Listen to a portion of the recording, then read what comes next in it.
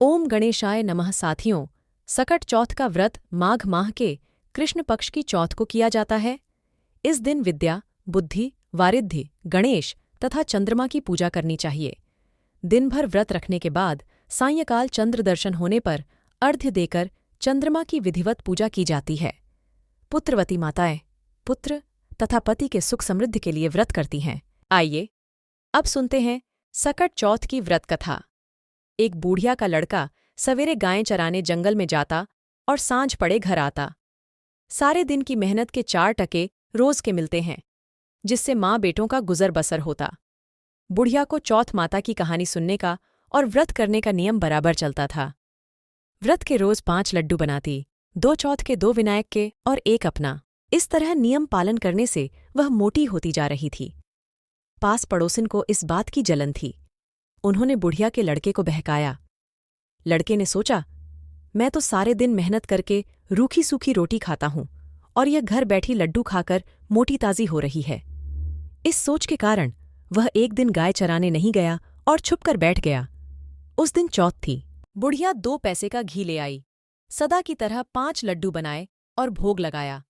लड़का चुपके चुपके सारी बातें देख रहा था। दूसरे दिन वह बुढ़िया से बोला, माँ, मैं कमाने जाऊंगा, यहां थोड़ी कमाई है। बुढ़िया ने समझाया बुझाया, पर वह नहीं माना, तो बुढ़िया ने हाँ भर दी। जाते समय कुछ अनाज के दाने और एक पानी की कलशी दी। इनसे वह रोज कहानी सुना करती थी। जाते वक्त बुढ़िया ने समझाया कि ये दोनों चीजें तेरी संकट में सहायता करेंगी, सो सदा अपने पास संभाल कर रखना। सवेरे होते ही वह चल पड़ा और चलते चलते रास्ते में एक नदी आई। बरसात का मौसम था। नदी में पानी चढ़ा हुआ था। पार जाने का कोई रास्ता नहीं था। वह बड़ा दुखी हुआ। बुढ़िया की बात याद करके उसने हाथ में अनाज के दाने लिए और विनती करी, हे चौथ माता, मेरी माँ मेरे लिए ही तेरा व्रत करती थी, तो बहता पानी कम हो जाए और मुझे पार जाने का रास्ता मिल जाए। इतना कहकर कलश में से पानी लेकर छींटे दिए। रास्ता मिल गया। लड़का पार हो गया। आगे जंगल पहुंचा तो एक शेर मिला। लड़के के होश उड़ गए। उसने झट अनाज के दाने हाथ में लिए और विनती करी, हे चौथ माता, अगर मेरी माँ ने मेरे लिए व्रत किए हैं तो यह सिंह गाय बन जाए। पानी के छींटे देते ही सिंह गाय बन गया और चरने लगा। लड़का आगे निकल गया। सांझ होते होते एक गांव में जा पहुंचा। गांव में घुसते ही एक बुढ़िया का घर आया। अंदर जाकर बुढ़िया से रात बिताने के लिए जगह मांगी। बुढ़िया ने दया करके हाँ भर ली। वह ठहर गया। रात को उसने देखा कि बुढ़िया मालपुए बनाती जा रही है और रोती जा रही है।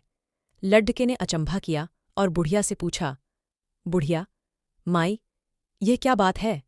बुढ़िया ने बताया, बेटा, यहाँ का राजा छठे माह एक पकवान पकाता है।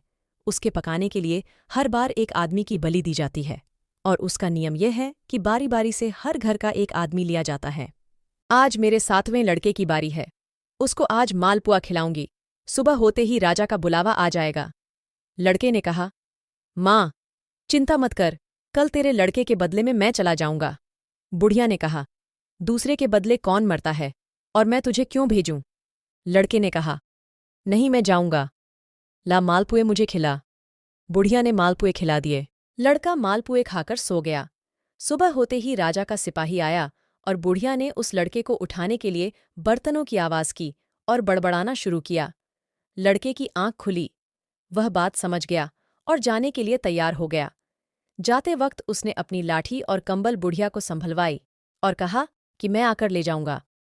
बुढ़िया ने कहा, मैं संभाल कर तो रख दूंगी, पर मैंने तो गए हुए को आज तक वापस आते नहीं देखा। पर यदि तुम विश्वास रखते हो तो ठीक है, भगवान तुम्हारी रक्षा करें।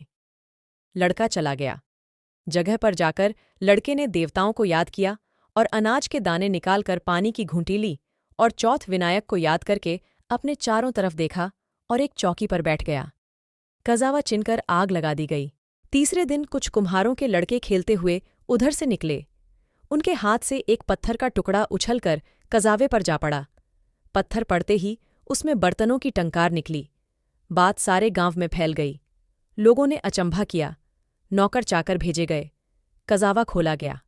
कांसे पीतल के बर्तन निकले।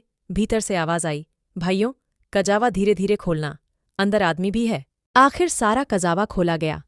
लड़का चौकी पर हंसता बैठा मिला। चौकी के चारों ओर जुहारे उगे हुए थे। पानी का कलश भरा हुआ था। राजा के पास लड़के को लाया गया। राजा ने सारा किस्सा सुनना चाहा। लड़के ने बताया कि मेरी माँ चौथ विनायक का व्रत करती थी और उसी ने आते वक्त मेरी रक्षा के लिए यह अनाज और पानी का कलश दिया था।